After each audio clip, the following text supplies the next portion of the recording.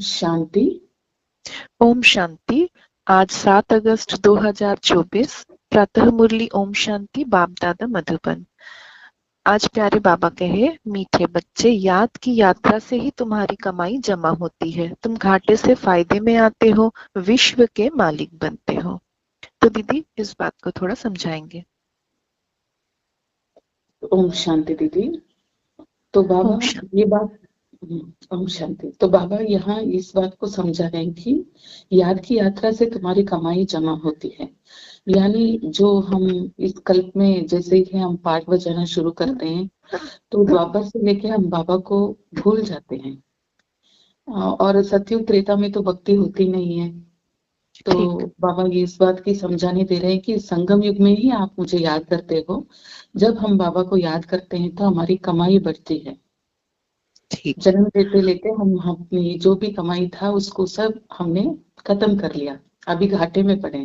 तो बाप की याद से आत्मा कमाई करती है। कमाई करती मतलब भाग्य जमा होता है ना। हाँ जी, हाँ जी, भाग्यता ठीक जमा करती है। ठीक। तो आगे बाबा प्रश्न पूछते हैं, सत का संग तारे, कुसंग बोरे, इसका अर्थ क्या है। उत्तर बोलते हैं, जब तुम बच्चों को सत का संग अर्थात बाप का संग मिलता है तब तुम्हारी चढ़ती कला हो जाती है। रावण का संग कुसंग है, उसके संग से तुम नीचे गिरते हो अर्थात रावण तुम्हें डुबोता है, बाप पार ले जाता है। बाप की भी कमाल है जो सेकंड में ऐसा संग देते जिससे तुम्हारी गति सदगति हो जाती है, इसलिए उसे जादूगर भी कहा जाता है। तो थोड़ा इसको समझाएंगे दीदी। बाबा कहते हैं जब हम बच्चे सत का संग में आते हैं तो क्या होता है, हमारी चढ़ती कला बन जाती है। यानी चढ़ती कला यानी वह जो आत्मा अपनी उन्नति को पाती है। और ठीक जैसे ही हम रावण के संग में आते हैं कुसंग हो जाता है। कुसंग मना कुकर्म का संग। जो कर्म हम करते हैं उसके वजह से वो कर्म हमें कूटते हैं, उसमें बंधन रहता है। तो बाबा कहते हैं कि सत का संग जैसे ही हमें बाप कौन है इस बात की समझानी मिलती है तो आत्मा उतर यानी चढ़ती हुई कला में आती है, जिसको कहा जाता है कमाई। ठीक और जैसे रावण की संग में आता है तो सब कुछ घाटा में चले जाता है। यानी थोड़ा थोड़ा वो जो कमाई हमने भाग्य हमने जो ली है वो सब थोड़े थोड़े करके कम होते जाते। ठीक। और बाबा ये भी कहते हैं कि 1 सेकंड में ऐसा संग देते जिससे तुम्हारी गति सतगति हो जाती। मतलब 1 सेकंड में जैसे ही हमें ये ज्ञान मिलता है कि हम शरीर नहीं, हम आत्मा है, तो उससे ही हमारे अंदर सब कुछ परिवर्तन होता है और हमें सदगति को प्राप्ति होती है। हाँ दीदी बिल्कुल सही। क्योंकि जब हमने अपने आप को देह समझा तो सब हम लोग थोड़ा थोड़ा करके घाटे में आ गए। और जैसे बाबा कहते हैं देखो घाटे का कारण ये है, अपने आप को जब आप आत्मा समझोगे तब जाके सब फायदा में आने वाला है, यानी आएंगे। भाग्य बनने वाला है। ठीक। ओम शांति। बच्चे याद में बैठे थे, इसको कहा जाता है याद की यात्रा। बाप कहते हैं योग अक्षर काम में न लाओ, बाप को याद करो। वह है आत्माओं का बाप, परम पिता, पतित पावन। उस पतित पावन को ही याद करना है। बाप कहते हैं देह के सब संबंध छोड़ एक बाप को याद करो। कहते हैं ना, आप मुए मर गई दुनिया। देह सहित देह के जो भी संबंध आदि देखने में आते हैं उनको याद नहीं करो, एक बाप को ही याद करो तो तुम्हारे पाप जल जाएंगे। तुम जन्म जन्मांतर की पाप आत्माएं हो ना, यह है ही पाप आत्माओं की दुनिया। थोड़ा इसको एक्सप्लेन करेंगे दीदी। दीदी बाबा यहाँ इस बात की समझाने दे रहे हैं कि बच्चे आप मुझे याद करो, लेकिन योग अक्षर इसमें इतना जचता नहीं है। क्योंकि याद सहज ही अपने दिल से निकलती है ना दीदी। तो जी बाबा कहते हैं याद अच्छी अक्षर है। योग माना अपने आप को तैयार करना पड़ता है कि बुद्धि योग को जोड़ो। ठीक तो अगर हमें कोई पसंद है तो उनकी याद हमेशा हमारे दिल में गूंजती रहेगी। तो बाबा तब, कहते हैं याद करो बच्चे मुझे। योग लगाने से अच्छा है कि याद हमेशा रहे।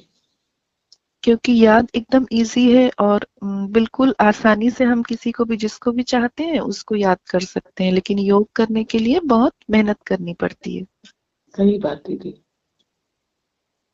और आगे बाबा कहते हैं कि पूरी दुनिया से हर संबंध छोड़ एक बाप को याद करो। तो तो जी जैसे ही हम लोग जैसे कि जब हम देवता थे हम आत्मा अभिमानी थे, तो ना हमें बाबा की याद चाहिए थी, ना हमारे कर्म कूट रहे थे। तो जैसे ही हम लोग द्वापर से पाठ बजाना शुरू किए तो हम लोग देहदारी के संग में आए, जो हमारा कुसंग बन गया। तो इस वजह से हम उनके संग में आते आते गिरते ही गए।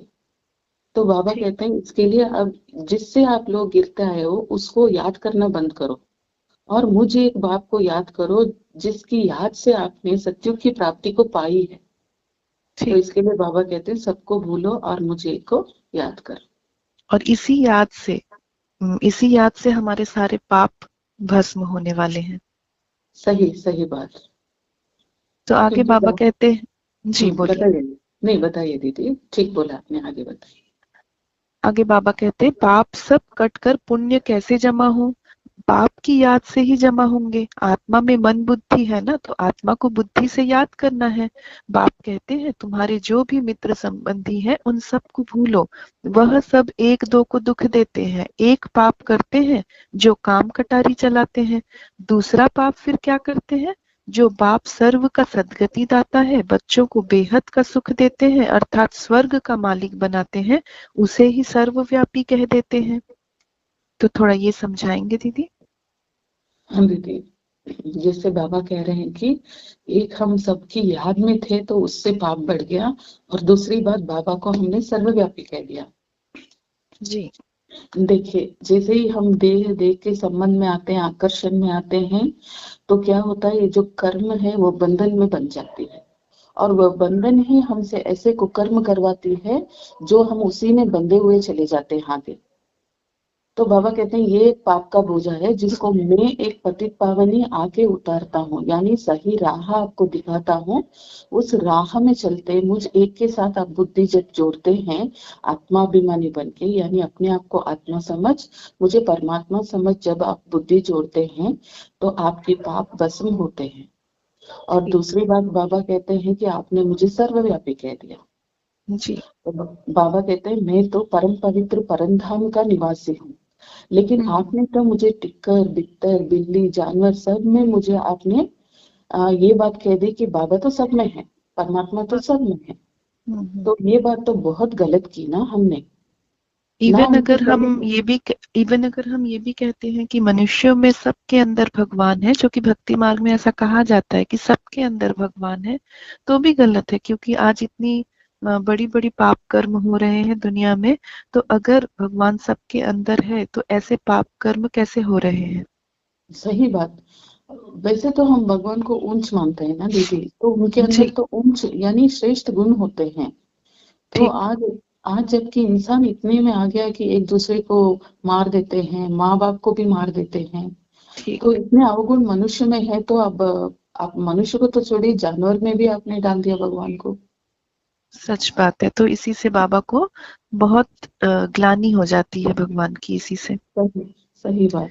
उन्होंने तो इन सबको तैयार किया है, यानी प्रकृति इन सबको बाबा ने शक्ति देकर परिवर्तन किया है, लेकिन उन सब में थोड़ा ही ना भगवान है। ठीक बात। बाबा के गुण ले सकते हैं हम, भगवान के ईश्वर के गुण हम अपने अंदर ले सकते हैं, लेकिन ईश्वर हमारे अंदर नहीं रह सकते। बिल्कुल सही बात दीदी। अच्छा, ताकि बाबा एवर प्योर है ना। जी, वो एवर प्योर है, करेक्ट। तो आगे भगवान कहते हैं यह बाप ही बनाएंगे, बाप को ही परमात्मा कहते हैं, उनका असल नाम है शिव, फिर बहुत नाम रख दिए हैं। जैसे बॉम्बे में बबूलनाथ का मंदिर है, अर्थात कांटों के जंगल को फूलों का बगीचा बनाने वाला है, नहीं तो उनका असली नाम एक ही शिव है। इनमें प्रवेश करते हैं तो भी नाम शिव ही है। तुमको इन ब्रह्मा को याद नहीं करना है, यह तो देहधारी है, तुमको याद करना है विदेही को। तुम्हारी आत्मा पतित बनी है, उनको पावन बनाना है। कहते भी है महान आत्मा पाप आत्मा, महान परमात्मा तो नहीं कहते। अपने को परमात्मा व ईश्वर कोई भी कह ना सके। थोड़ा ये समझाएंगे। हाँ जैसे बाबा कहते हैं, बाबा ने हमें फूल बना के भेजा था सत्युग में।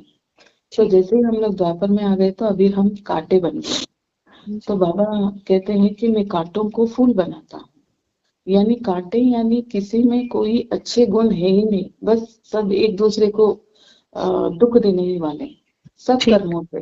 सब एकदम ठीक। कर्मों से, धर्मों से, व्यवहारों से, सभी से हम दुख देने ही वाले हैं इस दुनिया में। तो बाबा कहते हैं फिर से अभी वो समय आ गया है कि आप ये जो सत्य ज्ञान है इसको लो, इसके आधार से फूल बनने का समय, यानी संगम युग का समय है। ठीक। तो बाबा अब इस ज्ञान के आधार से हमें फूल बना रहे हैं, और बाबा कहते हैं कि मैं निराकार हूँ, हाँ। और मैं इनके शरीर के द्वारा, यानी ब्रह्मा बाबा के शरीर के आधार से मैं आपको ये ज्ञान सुनाता हूँ। इसके लिए वह दूसरे हैं और मैं दूसरा हूँ। ठीक बात। वह शरीरधारी है और मैं निराकार हूँ। ठीक।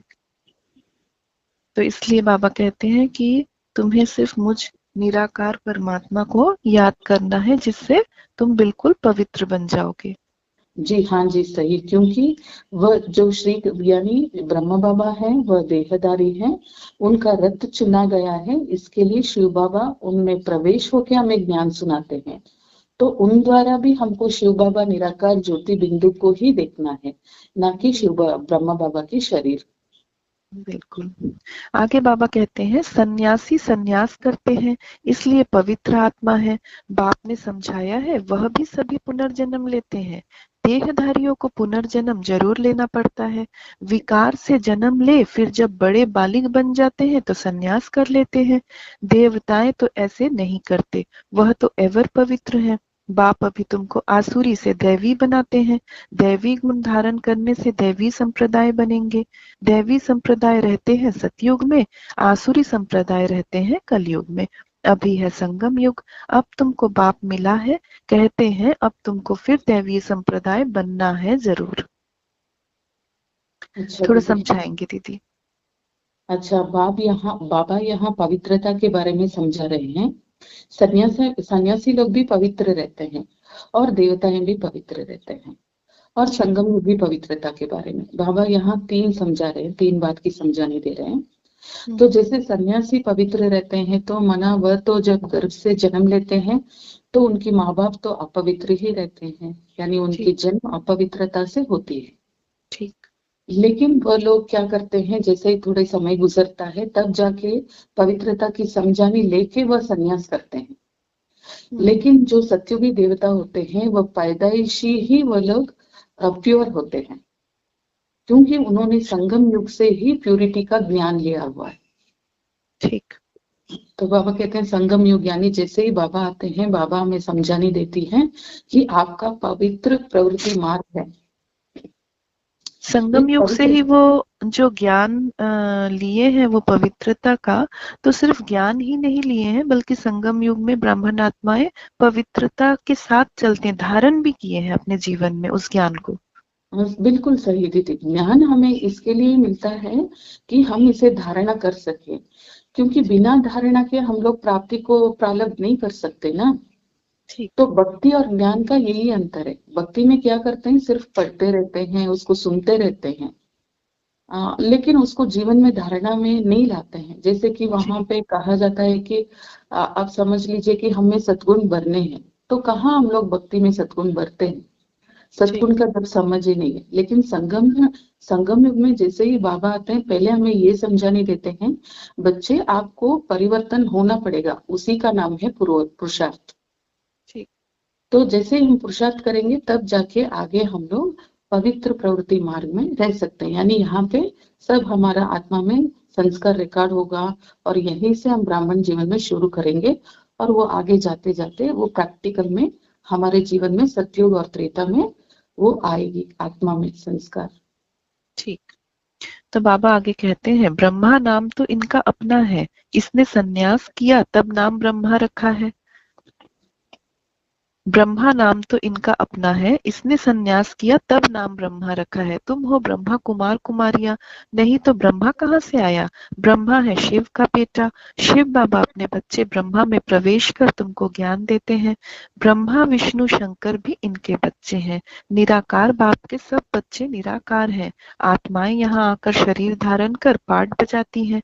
बाप कहते मैं आता ही हूँ पतितों को पावन बनाने, मैं इस शरीर का लोन लेता हूँ। शिव भगवानुवाच है ना, श्री कृष्ण को तो भगवान नहीं कह सकते, भगवान तो एक ही है। तो थोड़ा समझाएंगे दीदी इसको? दीदी बाबा यहाँ पे ना आत्माओं का बाप कौन है और शरीरधारी कैसे यानी ब्रह्मा कैसे बनते हैं और सन्यास क्या है, ये 3 बात की समझानी बाबा इधर दे रहे हैं। बाबा अच्छा। कहते हैं जब सन्यास नाम जब लिया जाता है तो बाबा यहाँ पे बेहद की सन्यास के बारे में बात कर रहे हैं दीदी। क्योंकि अच्छा। जो सन्यास लौकिक में लिया जाता है वो हद की सन्यास होती है। हद की सन्यास यानी कि वह लोग ये करते हैं कि हम घर में नहीं रहेंगे। जैसे ही हम लोग स्त्री को देखते हैं तो हमारी काम विकार में वासना जाती है, तो इसके लिए हम लोग घर बार छोड़ के जंगल में ठीक। जाके बैठेंगे। ठीक। तो ये एक तरह की सन्यासी है। लेकिन जैसे ही शिव बाबा आते हैं वह कहते हैं आपको बेहद की सन्यास लेनी है। तो पहले सन्यास बाबा ने ब्रह्मा बाबा के द्वारा कराया। जैसे वह जब वो दादा लेखराज थे तब शिव बाबा उनमें प्रवेश होके उनको सच्ची ज्ञान की सब कर्म की गुह्य गति उन्होंने उनको समझाई।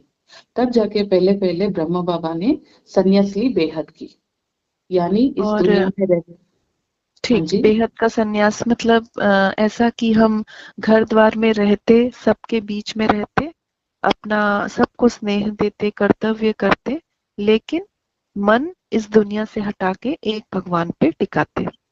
बिल्कुल सही। ठीक। हम्म, तो तो आगे ऐसे बाबा जी बोलिए। तो क्योंकि हमें इस बात की जागृति दी जाती है कि हमें इस सब को छोड़ के जाना ही है, तो निमित्त भाव से हम लोग अपने कर्तव्य को करते आगे बढ़ेंगे। ठीक। और आगे बाबा कहते निराकार बाप के सब बच्चे भी निराकार हैं, तो थोड़ा ये तो, भी समझाएंगे। तो बाबा यहाँ कहते हैं आप सब आत्माएं हो, मैं आप सब आत्माओं का पिता हूँ जो निराकार ज्योति बिंदु स्वरूप हूँ। हम्म। तो आप भी अपने आप को आत्मा समझ मुझ एक बात के साथ आप बुद्धि योग लगाइए, तब जाके आपके विकर्म विनाश होंगे। ठीक। देहदारी समझ के हम लोगों ने बहुत भक्ति की, हम लोग मंदिर सब गए, पूजा पुनस्कार बहुत किए। बाबा कहते हैं उससे आपकी पाप नहीं कटेगी।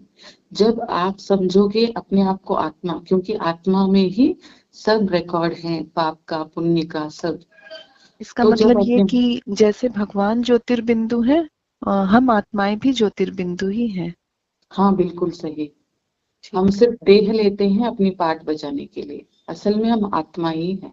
आत्मा ही अविनाशी है और शरीर विनाशी है। ठीक। तो आगे बाबा कहते हैं भगवान को व्यापारी भी कहा जाता है, कोई विरला उनसे व्यापार करे। जादूगर भी उनको कहते हैं, कमाल करते हैं, जो सारी दुनिया की सदगति करते हैं, सबको मुक्ति जीवन मुक्ति देते हैं। जादू का खेल है ना, मनुष्य मनुष्य को दे नहीं सकते। तुम 63 जन्म भक्ति करते आए हो, इस भक्ति से कोई ने सदगति को पाया है? कोई है जो सदगति दे? हो नहीं सकता। एक भी वापस जा नहीं सकता। बेहद का बाप ही आकर सबको वापस ले जाते हैं। कलयुग में अनेक राजाएं हैं, वहां तुम थोड़े राज्य करते हो। इसको थोड़ा समझाएंगे दीदी। तो बाबा कहते हैं बाबा जैसा व्यापारी तो कोई नहीं है इस दुनिया में क्योंकि कोई तो अपना घाटा नहीं कराएगा ना दीदी। यहाँ का बिजनेस तो ऐसे ही चलता है ना। बोलते हैं ठीक। अगर हम बिजनेस करेंगे तो हमें फायदा में रहना है, तब जाके वो बिजनेस होता है। ठीक। तो बाबा कहते हैं बच्चे मैं तो आपका सब अवगुण निकाल आपको सद्गुण देता हूँ, यानी जैसा मैं हूँ आपको भी ऐसा ही बनाता हूँ और स्वर्ग का मालिक बनाता हूँ। तो बाबा की जो व्यापार करने की विधि है ना वो बिल्कुल न्यारी है मनुष्य से। एकदम सही। मतलब सिर्फ हमें अपने अवगुणों को उनको देना है और उनसे सारे गुण और शक्ति को लेना है अपने अंदर। तो इसी का चिन्ह दिखाते हैं भक्ति मार्ग में। इसी बात का चिन्ह है ये कि हम भक्ति मार्ग में शिवलिंग को जो विषाक्त फूल और फल वो चढ़ाते हैं, क्योंकि शिव ने कहा कि तुम्हारे अंदर जो विष है, अंदर विष है मतलब तुम्हारे मन में जो विष है, वो विष मुझे दे दो और मुझसे तुम सारी खुशियां, सारी पवित्रता, शक्ति, यह सारे गुण और शक्तियां मुझसे लो। तो उसी को भूलते भूलते इस कदर इंसान नीचे आ गया है, आत्माओं की शक्ति इतनी घट गई है कि वो इस बात को ना समझ करके वह शिवलिंग पर विषाक्त फूल और फल चढ़ाते हैं। जी जी जी। तो ये व्यापार जो हम भगवान के साथ कर रहे हैं, इसमें हमारा सिर्फ फायदा ही फायदा है। बिल्कुल दीदी, वो भी 21 जन्म का फायदा। बिल्कुल। तो आगे बाबा कहते हैं कि तुम 63 जन्म भक्ति करते आए हो, तो इस भक्ति से किसी को सदगति प्राप्त हुआ है क्या? कोई दे सकता है सदगति? तो हाँ भगवान कहते हैं एक भी वापस नहीं जा सकता, बेहद का बाप ही आकर सबको वापस ले जाते हैं। कलयुग में तो अनेक राजाएं हैं, वहां तुम थोड़े ही राज्य करते हो। तो थोड़ा इसको समझाएंगे। दीदी, बाबा यहाँ इस बात की समझाने दे रहे हैं कि आप लोगों ने इतना जन्म भक्ति किया, लेकिन उससे तो सदगति प्राप्ति नहीं हुई। देखिए कितने अच्छे अच्छे नीति नियम रीति रिवाज हैं भक्ति के, लेकिन उससे आपको सदगति प्राप्ति नहीं होगी जब तक बाबा नहीं आएंगे, बाबा अपनी समझाने नहीं देंगे। और हम कौन है बाबा के, और बाबा हमारे क्या लगते हैं, जब तक इस बात की समझानी हमें नहीं मिलती है, तब तक हम वापस नहीं जा सकते। ठीक, क्योंकि तो वो भक्ति मार्ग में हमें यह ज्ञान होता ही नहीं कि हम आत्मा है, शरीर नहीं। बिल्कुल सही, क्योंकि वह लोग तो ये समझते हैं ना दीदी कि स्वर्ग में जो भी पाप करेगा वह नरक में जाएगा, और जो भी पुण्य करेगा वह स्वर्ग में जाएगा। तो ठीक। उनको इस बात की समझानी नहीं है कि इसी धरती पे स्वर्ग भी आने वाला है, और जो हम यहाँ पे रह रहे हैं यही नरक है। हम्म। तो इस बात की समझाने जब बाबा आते हैं संगम युग में, तब जाके सबको मिलती है। तो इसके लिए बाबा कहते हैं कि मैं ही सबका सदगति दाता हूँ, यानी सत्य की गति का ज्ञान मैं ही देता हूँ। बिल्कुल। तो आगे फिर बाबा कहते हैं, जो पूरा पुरुषार्थ कर विजय माला का दाना बनते हैं, वह सजाओं से छूट जाते हैं। माला एक की तो नहीं होती, जिसने उन्हों को ऐसा बनाया वह है फूल। फिर है मेरू, प्रवृत्ति मार्ग है ना, तो जोड़ी की माला है, सिंगल की माला नहीं होती। सन्यासियों की माला होती नहीं, वह है निवृत्ति मार्ग वाले, वह प्रवृत्ति मार्ग वालों को ज्ञान दे न सके। पवित्र बनने के लिए उनका है हद का सन्यास, वह है हठ योगी।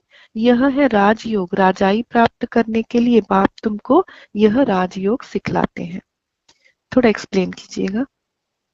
हाँ दीदी, बाबा यहाँ जो माला के बारे में बात कर रहे हैं ना दीदी, ये जी। ऐसा है जैसा कि हम लोग उदाहरण के लिए ले लेंगे, तो जैसे बच्चे स्कूल में पढ़ते हैं, जो खूब पढ़ेंगे, जो अच्छी मार्क्स लेते हैं, जो सोचते हैं कि भाई मेरे को पॉइंट से भी मेरे को पीछे नहीं हटना है, जैसे 99.1 99.2 लेने वाले बच्चे भी होते हैं, इतने तेज। ठीक। ठीक है, तो बाबा कहते हैं पुरुषार्थ में भी जो इतना तीखा होता है, वह इतना आगे बढ़ेगा जो धर्मराजपुरी में सजा भी नहीं खाएगा। हाँ हाँ। तो तो इस हिसाब से हम सजा किस बात की खाते हैं दीदी हम? हम सजा इस बात की खाते हैं दीदी, क्योंकि हम एक तो हमने विकर्म बहुत किए हुए हैं, यानी 63 जन्म से। और दूसरी बात ये कि जैसे ही बाबा आते हैं, मतलब हम जब जब से हमने अपने आप को आत्मा रूप में देखना बंद किया, हम भूल गए कि हम आत्मा हैं और हम अपने आप को शरीर देखना शुरू किए, तब हाँ, से हमने पाप कर्म करना शुरू किया। हाँ दीदी, वो एक हिसाब है। और दूसरा एक हिसाब ये है कि जैसे ही हमें बाबा मिल जाते हैं, उसके बाद यानी ब्राह्मण जीवन में भी अगर हम श्रीमत के विरुद्ध जाके हम लोग कोई कर्म करते हैं, तो वह भी हमारा पाप कर्म हो जाता है। ठीक, एकदम ठीक। तो तो ये दोनों हिसाब जो है वह आगे बढ़ के जब जाता है, तो वहां धर्मराजपुरी में हमको इनका हिसाब देना पड़ेगा। तो वहां से हमारे जो भी पाप कर्म है वह भस्म होंगे, यानी हमारा जजमेंट होगा। उसके बाद से ही आत्मा आगे निकलेगी परम धाम की तरफ, यानी स्वच्छ होने के बाद, पवित्र बिल्कुल। होने के बाद। तो बाबा कहते हैं ऐसे जो अपनी गलतियों को एहसास करके जो आगे ना गलती करते हैं, उनकी सजाएं बहुत कम होती है, या सजाएं भुगतने की चांसेस ही नहीं होती है। तो ऐसे ठीक। वाले बहुत पहले जाएंगे, और जो फिर पीछे पीछे आते हैं अपनी ही शक्ति के अनुसार अपने अपने भूजा यानी अपने अपने पाप कर्म को लेके आगे बढ़ते हैं। तो ऐसा करके माला छोटा और बड़ा बनाई जाती है। तो आगे बाबा कहते हैं, अब तुम्हारी यात्रा है घर जाने की। सॉरी। अब तुम्हारी यात्रा है घर जाने की। बाप आकर सबको मुक्ति, जीवन मुक्ति का रास्ता बताते हैं। तुम जीवन मुक्ति में, बाकी सब मुक्ति में चले जाएंगे। तुम जीवन मुक्ति में और बाकी सब मुक्ति में चले जाएंगे। हाहाकार के बाद फिर जय जयकार हो जाती है। अभी है कलयुग का अंत, आफतें तो बहुत आनी है, फिर उस समय तुम याद की यात्रा में रह नहीं सकेंगे, क्योंकि हंगामा बहुत हो जाएगा। इसलिए बाप कहते हैं अब याद की यात्रा को बढ़ाते जाओ तो पाप भस्म हो जाए और फिर जमा भी करो, सतो प्रधान तो बनो। बाप कहते हैं मैं हर कल्प के पुरुषोत्तम संगम युग पर आता हूँ। थोड़ा समझाएंगे दीदी इस बात को? जी जी दीदी। बाबा यहाँ मुक्ति और जीवन मुक्ति के बारे में बता रहे हैं। यानी बाबा कहते हैं सबको तो मुक्ति में जाना है, चाहे जी। वह जैसे भी आत्मा हो। मुक्ति में जाना मतलब? मतलब ये कि हम अपने असली घर परम धाम, ठीक। जहाँ से सब आत्माएं इस साकार दुनिया में पाठ बजाने के लिए आई हैं, वह है हाँ। मुक्ति धाम। तो सब तरह के आत्माएं, चाहे वह धर्मात्मा हो, देवात्मा हो, जो भी आत्माएं हैं, तो सबको जाना है अपना सच्चा घर में, तो उसको कहा जाता है मुक्ति। और जीवन मुक्ति उसको कहा जाता है, यानी इसमें दो तरीके की जीवन मुक्ति है दीदी। एक जीवन मुक्ति जो सत्युगी देवी देवता लोग देवी देवता पाते हैं, यानी स्वर्ग का, सतयुग और त्रेता युग का। और दूसरी वाली जो जीवन मुक्ति है वह द्वापर से शुरू होती है, यानी कि अब जो संगम युग में बाबा से ज्ञान लेंगे वह जाके सतयुग और त्रेता युग में अपनी 21 जन्म संपूर्ण सतो प्रधान दुनिया में अपने पाठ बजाएंगे। और दूसरे जो है आधा कल्प मुक्ति धाम में रहेंगे। और जैसे ही प्रकृति का जो ये स्वभाव है, सतो से जब रजो में परिवर्तन होगा, यानी द्वापर युग में, तब ये आत्माएं जब परमधाम से पहली बार उतरती हैं इस सृष्टि में अपनी पाठ बजाने के लिए, तो वह आत्मा सतो प्रधान ही, यानी सतो जीवन मुक्ति की अनुभव करेगी वो यहाँ पे, जैसे ही अपनी पहली जन्म लेती है। ठीक ठीक। अच्छा, फिर बाबा कहते हैं हाहाकार के बाद फिर जय जयकार हो जाती है, तो इसका क्या मतलब है? यानी बाबा कहती है हाहाकार, यानी अब जो अंत का समय है, जब अंत का समय होगा तो सबको इस बात की पता चलेगा कि हाँ भाई बाबा आए थे, यानी सत्य बाप आया था, सत्यता का परिचय दे रहा था। लेकिन हम लोग इस बात की गहराई को या सच्चाई को समझ नहीं पाए, तो अंतिम समय में सब हाहाकार मच जाएगा कि मतलब दुनिया में भी ऐसे भी बहुत मारपीट, लड़ाई, एक दूसरे के प्रति छल कपट की भावना और एक दूसरे को नीचा दिखाना, दुख देना, तो यह सब भी जो हाहाकार मचेगा चारों तरफ। और अभी हम ऐसे भी देख रहे हैं कि दुनिया में युद्ध तो छिड़ ही चुका है। सही बात, तो सही बात। चारों तरफ जो युद्ध लड़ाई, अगर बाहर भी ना देखे तो सब अगर अपने अपने घर के अंदर भी देखे तो घर घर में युद्ध है। सही और बात है। अगर हम घर घर भी छोड़े तो सब अपने अपने मन में भी जाके तो मन मन में भी युद्ध है। सही बात दीदी, अगर रिश्ते भी निभा रहे हैं एक घर में रहते हुए तो भी वहां सच्चाई नहीं है। अगर वह बिल्कुल हस्बैंड एंड वाइफ भी है या माता पिता है, जो भी है, भाई बहन है, देखिए कहाँ है वो सच्चाई आजकल। बिल्कुल तो नहीं है। बिल्कुल वो बंधन में बन चुके हैं, तो सब में एक ना एक घृणा, द्वेष और खूबियां तो एक दूसरे में कोई देखते भी नहीं, सब खामियां ही सच, ढूंढते रहते हैं। बिल्कुल सच है। तो तो इस ऐसे बात, हाहाकार के बाद फिर जय जयकार कब होती है? हाँ, तो अभी तो फिर भी थोड़ा है दीदी, आगे जाते जाते जैसे ही विनाश शुरू हो जाएगा ना, तब हम्म। जाके जब हम लोग शांति में बैठे रहेंगे, बाबा की याद में बैठे रहेंगे, तब उनको समझ में आएगा कि ये लोग जो बता रहे थे ये सच्ची ज्ञान है। ठीक। तब आत्मा भी बहुत हाहाकार में आएगी कि मैंने इसको धारण क्यों नहीं लिया, और अंतिम में जाके हम लोग उनको समझाने भी देंगे कि ये एक ही सत्य बात है, और वो भी ठीक। समझेंगे। ठीक।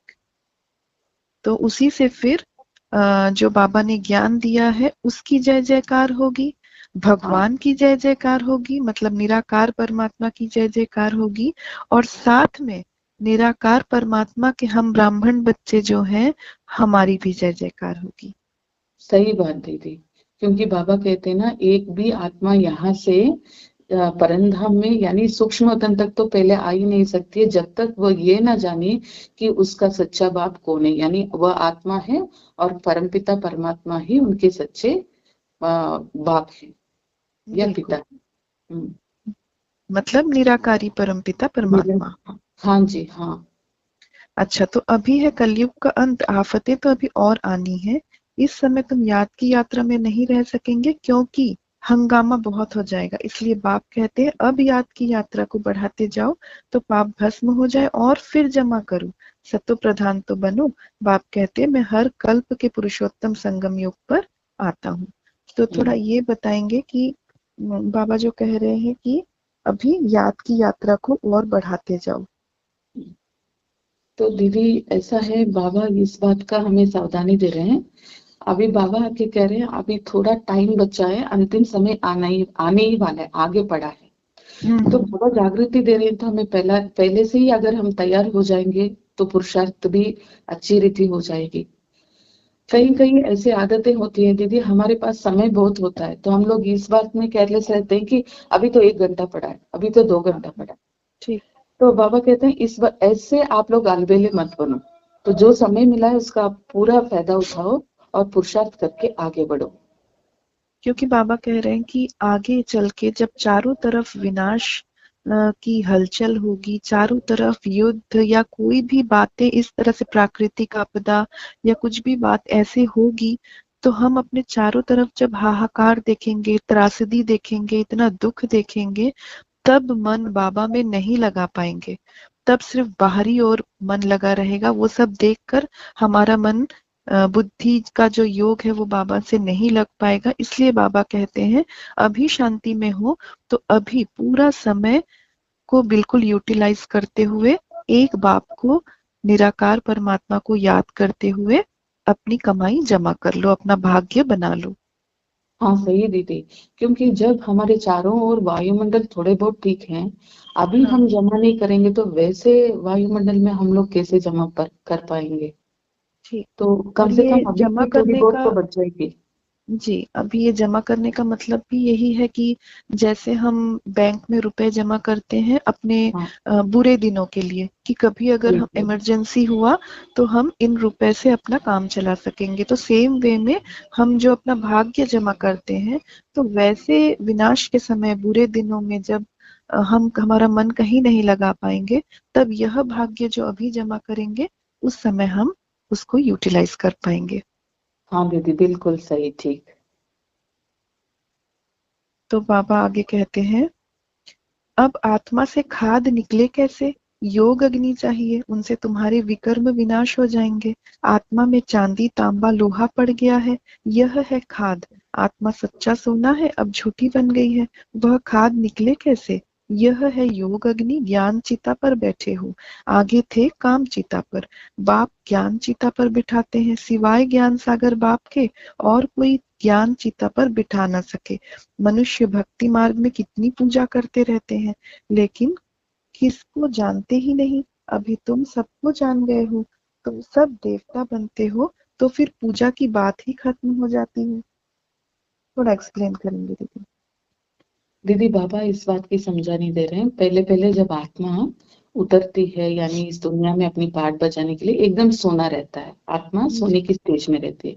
फिर त्रेता में आती है तो चांदी, फिर द्वापर में आता है तो तांबर, फिर अब कलयुग में तो बिल्कुल लोहा बन चुका है। तो इतनी खाद उनमें पड़ चुकी है, तो अब इस लोहे को एकदम बनना है सोना। तो बाबा कहते हैं एक योग अग्नि, यानी बाबा के साथ जब आत्मा योग लगाती है तब जाके उस अग्नि के आधार से वो अपने आप को सोना बना पाती है। ठीक। मतलब सोना बना पाती, मतलब प्योर बना पाती, प्योर पवित्र। बनाती है, हाँ जी हाँ जी, जो भी खाद पड़े हैं ना वो सब निकलते निकलते आत्मा एकदम प्योर बन जाती है। ठीक। और बाबा ये भी कहते हैं कि तुम पहले काम चिता पर बैठे थे और बाबा आकर हमें ज्ञान चिता पर बिठाते हैं। हम्म। तो बाबा ये बता रहे हैं दीदी, जैसे मतलब हम तो सोने थे तो ये खाद कैसे पड़े, तो इसकी वजह है कामचिता। तो जैसे ही हम लोग कामचिता पे बैठे तो ये सब खाद हमारे ऊपर चढ़ने लग गए। देह, देह का अभिमान, अहंकार, लोभ, मोह, अहंकार, ये सब हमारे खाद हैं जो बैठा हुआ है। तो इस खाद को योग अग्नि से निकाला जाता है, इसके लिए उसको कहा जाता है ज्ञान चिता। तो वो काम चिता से हम लोग पूरे पतित बन के, ज्ञान चिता से हम लोग अभी पावन बन जाएंगे। मतलब जो काम वासना में हम सब डूबे हुए थे और आज भी कलयुगी मनुष्य सभी काम वासना में ही डूबे हुए हैं। लेकिन जिस पल से भगवान का ज्ञान मिलता है कि हम आत्माएं हैं, तो फिर शरीर की तो कोई बात रह ही नहीं जाती है, क्योंकि काम वासना तो पूरा शरीर से रिलेटेड है। और जिस सही पल बात। से हमें यह पता चल जाता है कि हम तो आत्माएं हैं, तो फिर हमें यह भी पता चलता है कि हमें बिल्कुल पवित्र रहना है। और यही जो पवित्र रहने को हम धारण करते हैं अपने जीवन में इस संगम युग पर भगवान आने के बाद से, तो यही हमारा कैरेक्टर बन जाता है। और जब हम यह शरीर छोड़ परम धाम में चले जाते हैं और वहां से सतयुग में उतरते हैं, तो इसी कैरेक्टर के साथ उतरते हैं कि हम बिल्कुल एकदम 100% पवित्र होते हैं, 16 कला संपूर्ण होते हैं। हाँ दीदी। और बाबा देखिए, बाबा हमें समय भी इतना देते हैं, 100 साल का समय देते हैं, क्योंकि ये जो खाद पड़ी है बहुत जन्मों का, यानी 63 जन्मों का है। तो इसे जैसे ही हम आत्मा समझते हैं, एक ही बार में ये निकलेगा भी नहीं। तो जैसे जैसे हम अपने बुद्धियों को बाबा के साथ लगाते जाएंगे, यानी ज्ञान अग्नि में जैसे जैसे हम बैठते जाएंगे, रोज रोज बाबा की याद करते जाएंगे, आत्मा थोड़ा थोड़ा से अपने अंदर वो संस्कार बढ़ती जाएगी कि मैं देह नहीं हूँ, मैं आत्मा हूँ, मैं एकदम आत्मा हूँ। इस बात की समझानी लेते लेते आत्मा पूरा पवित्र बन जाती है अंतिम तक। सही। तो आगे धारणा के लिए मुख्य सार कि हमें क्या धारण करना है अपने जीवन में। तो बाबा कहते हैं पहला नंबर, सजाओं से मुक्त होने के लिए विजय माला का दाना बनने का पुरुषार्थ करना है। रूहानी पंडा बन सबको शांति धाम घर की यात्रा करानी है। थोड़ा ये समझाएंगे। देखिए, बाबा ये कहते हैं ना कि बाबा जब आपको समझा नहीं मिल रही है तो इसका पूरा फायदा उठा लो बच्चों। आप जाके धर्मराजपुरी में सजा मत खाओ। बाबा कितना प्यार करते हैं, देखिए ना दीदी। जब आपको समझा नहीं मिल रही है तो पूरा आप लोग पावन बन जाओ। तो आगे के मणके की माले में आ जाओ ना बच्चे, मेरे गले के हार आगे में बन जाओ। क्यों आप लोग पीछे बनते हो? तो अपनी पूरी ताकत लगा दो पतित से पावन बनने की। ठीक। और हमें भी, जैसे कि हम यहाँ पे मंदिरों में देखते हैं कि पंडा होता है वो पूरा मंदिर घुमाता है, तो उसी तरह हमें भी पंडा बनकर बाकी सब लोगों को भी जो ज्ञान हम पा रहे हैं भगवान से, वह ज्ञान बाकी सब लोगों तक भी पहुंचाए और उन्हें भी सतयुग में आने का रास्ता बताएं। जी दीदी। दूसरा बात बाबा कहते हैं, याद की यात्रा को बढ़ाते बढ़ाते सब पापों से मुक्त हो जाना है। योग अग्नि से आत्मा को सच्चा सोना बनाना है, सतो प्रधान बनना है। जी दीदी, यहाँ भी बाबा वही समझाने दे रहे हैं कि पाप मुक्त हो जाओ बच्चे। जब सही और गलत की समझ है तो आप इसका पूरा फायदा उठाते हुए सच्चे सच्चे सोना बन जाओ, यहाँ ही सतो ठीक। प्रधान बन जाना है। फिर बाबा वरदान देते हैं, हर घड़ी को अंतिम घड़ी समझ सदा एवर रेडी रहने वाले तीव्र पुरुषार्थी भव। अपनी अंतिम घड़ी का कोई भरोसा नहीं है, इसलिए हर घड़ी को अंतिम घड़ी समझते हुए एवर रेडी रहो। एवर रेडी अर्थात तीव्र पुरुषार्थी।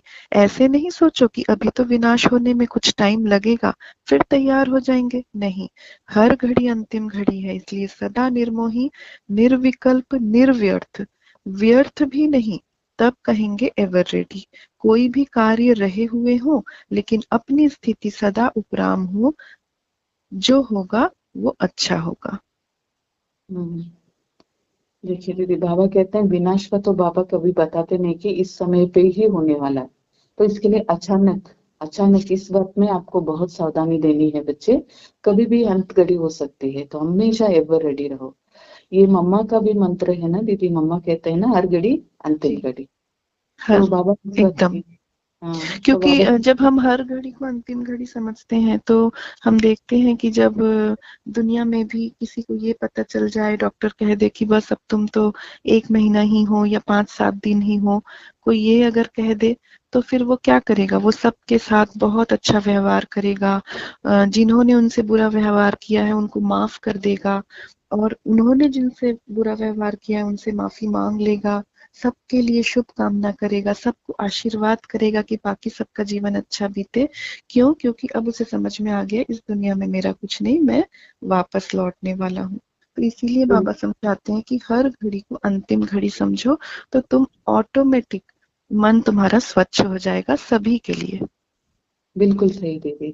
और उसमें इस दो बात की सावधानी बाबा बता रहे हैं कि निर्मोही बनो और निसंकल्प भी करो, यानी विकल्प, संकल्प नहीं विकल्प। बाबा कह रहे हैं कि विकल्प यानी नेगेटिव, तो इसमें हमें निर्मोही भी बनना है और अच्छे संकल्प भी सोचने हैं कि जो होगा हम आगे जाके अच्छे के लिए ही ये पुरुषार्थ कर रहे हैं। तो क्यों, क्या, कैसे, ये सब ही फुल स्टॉप लगा दो, बाबा कह रहे हैं, विकल्प। ठीक। हम्म, तो आगे सदा स्लोगन उपवन। है, हाँ आगे स्लोगन है, अपने हाथ में लौ उठाना भी क्रोध का अंश है। हाँ देखिए दीदी, कितना गहराई की बात बाबा बता रहे हैं ना। जी लॉ यानी बाबा इस बात को कहते हैं कि हमेशा हम क्या बोलते हैं, अगर उदाहरण के लिए लिया जाए, अच्छा तुम ऐसे कर रहे हो, आप अगर आप पाप कर रहे हो तो इसकी भोगनी तो आपको भोगना ही है। तो बाबा कहते हैं ये बात भी लॉ उठानी है। तो हम तो ठीक, किसी के भाग्य विधाता नहीं। एकदम बाबा सच। कहते हैं एकदम शांत चित्त बने रहो, जो होना है सो होना है। तो मैं इसको ठीक कर दूंगा, मैं इसको ऐसे कर दूंगा, या किसी को टॉन्ट करना, या किसी को ऐसी नीचा दिखाना। समझाने देना, हाँ नीचा दिखाना, सही बात दीदी, ये ठीक सब हमें, हमारे ब्राह्मणों का लक्षण नहीं है। ठीक, बाबा क्योंकि कहते हैं उनके कोई भी जो कोई भी कुछ भी अगर कर्म खराब कर भी रहा है तो हमें बोलने की जरूरत नहीं है। अपने कर्मों का फल तो उनको खुद को भोगना ही पड़ेगा, चाहे वो मैं हूँ चाहे कोई भी हो दुनिया का। सही सही, बिल्कुल सही। तो किसी को बताने की जरूरत नहीं है कि तुम मतलब उसको टॉन्ट करना, इंसल्ट करना, क्योंकि उसको अपने कर्मों का फल भुगतना ही पड़ेगा।